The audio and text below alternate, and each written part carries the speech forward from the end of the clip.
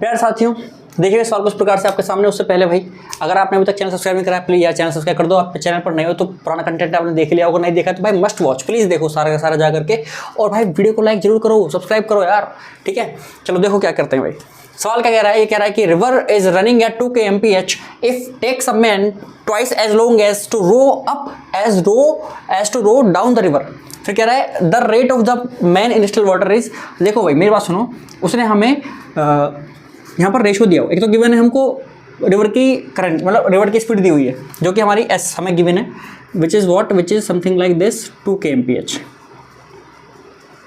और क्या गिवन है, और हमें डाउन स्ट्रीम और अप स्ट्रीम का रेशो दे रखा है। डाउन स्ट्रीम अप स्ट्रीम के टाइम का रेशो दिया हुआ है। किसका रेशो दिया हुआ है? टाइम का रेशो दिया हुआ है। वो कह रहा है कि वो भैया दोगुना टाइम लेता है अप स्ट्रीम करने में डाउन स्ट्रीम के, यानी कि अगर डाउन स्ट्रीम में 1 घंटा लेता है तो अप स्ट्रीम लेता है 2 घंटे। ये तो टाइम का रेशो होगा। लेकिन अगर डाउन स्ट्रीम अप स्ट्रीम का रेशो होने की स्पीड का रेशो बना दूंगा इसको तो फिर ये उल्टा हो जाता है, स्पीड में उल्टा हो जाएगा, 2:1 का रेशो हो जाएगा, ठीक है। स्पीड में क्या हो गया? 2:1 का रेशो हो गया।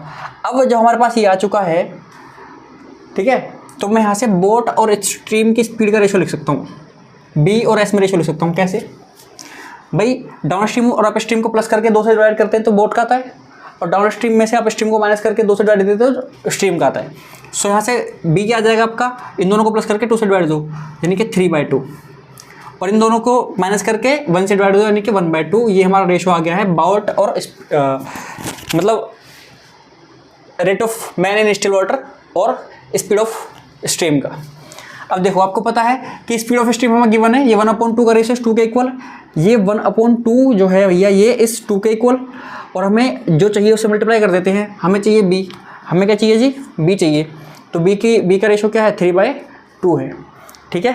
चलो तो क्या होगा, और कुछ नहीं होगा, 2 चला जाएगा ऊपर, ठीक है। तो पहले इस वाला 2 से इसको काट दो, और ये वाला 2 ऊपर जाएगा तो 3 से मल्टीप्लाई हो जाएगा। सो यहाँ से आएगा 6 kmph।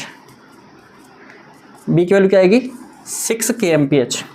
आप चाहो तो फॉर्मूला वगैरह भी यूज़ करके निकाल सकते हो, कोई दिक्कत नहीं है। हालांकि ये आपका रेशो मेथड से भी हो जाएगा सिंपली। चलो तो समझ में आ गया होगा, मुझे पूरी उम्मीद है। और अगर समझ में नहीं आया तो एक बार वीडियो को दोबारा देख लो। चलो अगले क्वेश्चन की तरफ बढ़ते हैं। सब्सक्राइब जरूर कर देना पर।